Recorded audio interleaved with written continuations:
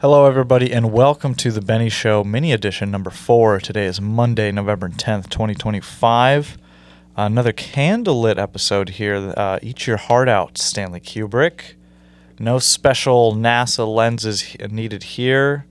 Just high gain digital, dual ISO digital sensors here. Read it and weep.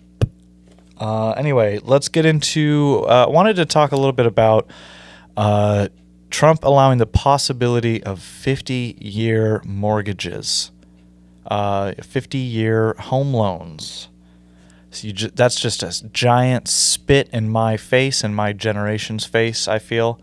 If you've been following along with Mark Rasmussen's, I don't know if I'm pronouncing that right, polling, Honest Pollster, does a great job. And you don't even need his polls to see it, but Gen Z is slipping further and further away from Donald Trump. A part of it is this recent denial of Trump saying there is no affordability crisis. A lot of Gen Z is very anti-Israel, and he seems a little Zion Don, as they're calling him. So that's more reasons for him to slip away approval rating from our age bracket. But yeah, just 50-year mortgages. Yeah, just a spit in my face. Young men can't afford anything, and the answer is another subtle win for global Jewry and usury with a 50-year debt prison. Yeah, chain yourself to that, as Nick Rochford said. Pile of wooden window and concrete, or a pile of wooden windows, concrete. Chain yourself to that. What else could you say besides the raped? Really, you did the debt calculator, and you don't get equity until you're 30 years in. 30 years into the loan, that's when you start to have equity in the home. Because if you're not aware, not all, but most loans, the interest is front loaded, which means at the start you're mostly paying towards interest, and then as you get towards the end, that pendulum swings, and you start to pay more towards the principal of the loan. So yeah, if you for the 50-year loan, by year 30, you are now getting equity, which is just insane to think about. And then you kind of tie it in a little bit to general new build home construction quality. A clip was going pretty viral recently. A Guatemalan hammering screws into I think it was like a frame, a beam plate, a joist plate, or whatever the fuck it was. I can't remember. The goddamn houses are falling apart. 8 months in, the drywall's already cracking. You have mold behind the shower. There's bad flashing on the roof, so you have water ingress. Your fag-ass vinyl laminate flooring is peeling and lifting already. Your little Pella windows have a leak, and your house is drafty. Your reward is a 50-year loan on a house that probably won't make it past 25, let alone 10 years. And then, just a really gross. It's like a read the room type of moment, Donald. It's. We're fed all this shit. Tim Dillon talks a little bit about how we would eat the propaganda if we were at least getting our bag, if we could at least afford a home, but we can't get that. Instead, we're given 50-year debt prisons, and once again, just another win for global Jewry, indirectly, really. Just a laughable suggestion to a problem. And then, how he keeps doubling down and says there is no affordability crisis and we should stop focusing on it. And it's just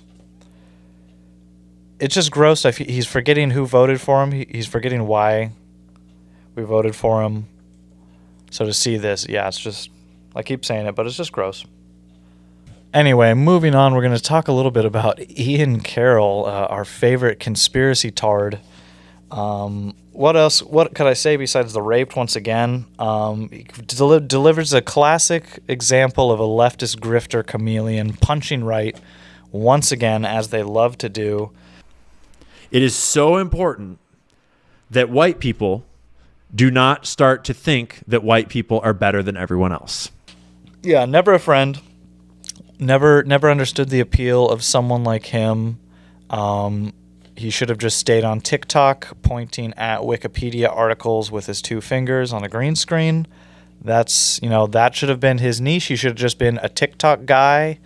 So why he transcended to this and ended up on Joe Rogan, I don't understand. He delivers this video that reeks a little bit of like a John Oliver.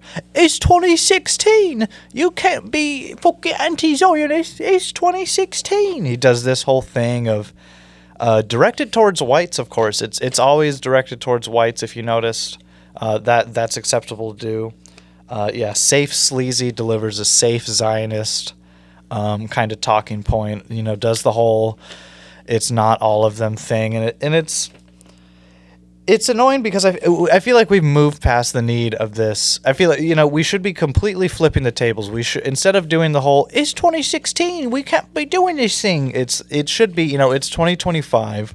We've moved past the need to be like this. It's not this false binary of it's not all of them, because like when you're framing it that way of it not being all of them, it means that none of the quote unquote anti-Semitism is okay.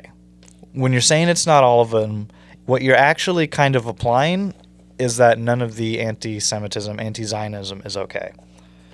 But my rebuttal, it's like, it's 2025, Ian Carroll. Do we need to give a percentage? Do we need to qualify all of them? What if it's 80% of them? What if it's 90% of them? Can we just say all of them at that point? Because it's not far off. And then it's also funny because in that same clip he says something like, doing all of this Jew hate, you're just giving them ammunition to do terrible things to you. And it's like... And you don't want to give the Jews ammo for another cycle of this, dude. So you just admitted out loud that the Jews will do horrible things under the guise and protection of how much anti-Semitism they feel they're receiving at any given moment, and it's stupid because like we aren't fighting the same war. He'll invoke shit like being a good Christian, but he won't say the Jews should play by the same moral standards. It's always aimed towards whites. And it's never anyone else that has to tone in. It's always us that has to hold this moral standard, which is retarded. Which, I mean, that's what makes us white, if you want to say that. But yeah, just not a fan of this scenario. I never liked Ian Carroll. He was just another fucking... Like, he talks like an idiot. I know I'm pretty retarded. Like, there's no... I should put this on the record. That I say nothing of interest and nothing of value, and you shouldn't really listen to me, and I'm pretty stupid. But, Ian Carroll, you got to just fucking cut it out, big dog. Go back to TikTok, pointing at Wikipedia articles and talking about, look who the daughter of the Rothschilds married... Leslie Wexner. I'm just saying shit, but like, yeah.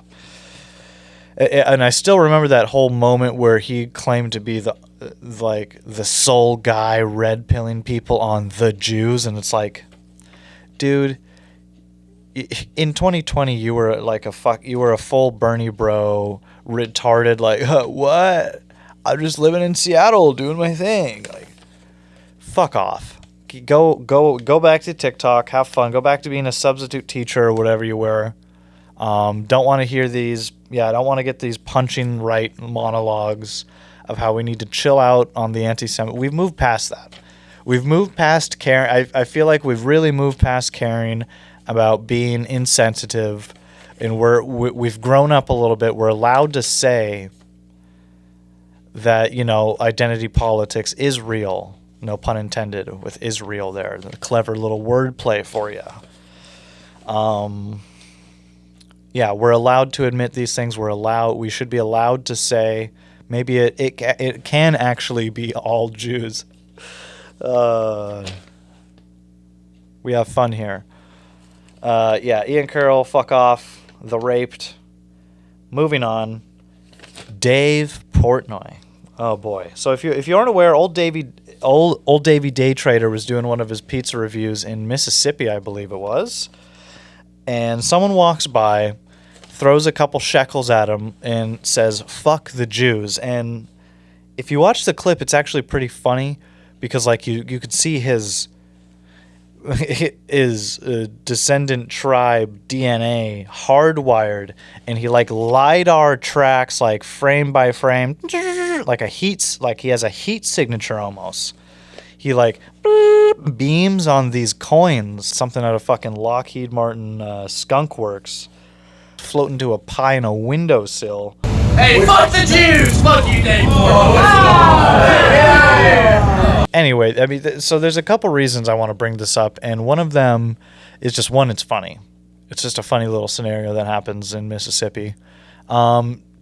Two, of course, Dave goes to Twitter and does his usual kvetching about anti-Semitism and yada, yada, yada. And then three, he sits down in front of the softbox on CBS, Barry Weiss's CBS, Barstool Barry Weiss's CBS, I should add, and does does a little piece to camera about anti-Semitism and how he feels like since it's been happening more and more, and he feels because he is Jewish, because he has a name, he feels the need to talk about it more, which is it's just funny. And then the other thing is that the guy that threw the coins goes to jail afterwards.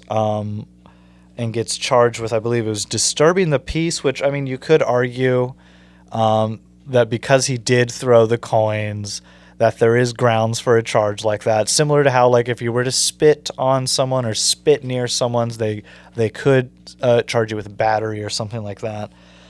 But, yeah, not a good day for the Jews still, once again, because I think this is just another way for more people to be like, oh, you guys are a protected class. So like someone says a slur to you and you get to go on the news and the kid gets arrested when most of the time they probably wouldn't get arrested. But yeah, not a good day for that. Yeah, you try to tell the world you're not a protected class, but you go on Barstool Barry Weiss's CBS News and you jail your heckler. So what do you make of that, my friends? Anyway, let's move on to the final segment here, what I call Jeet Watch. Why did you redeem it? So yeah, this time from the UK, we have another scenario of a Jeet just completely pancaking people on a freeway.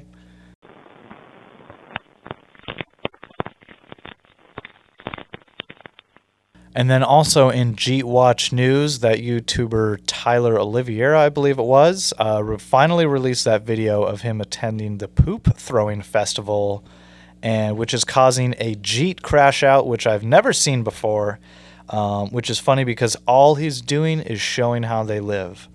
That's the stories, everyone. Thank you for tuning in. God bless you.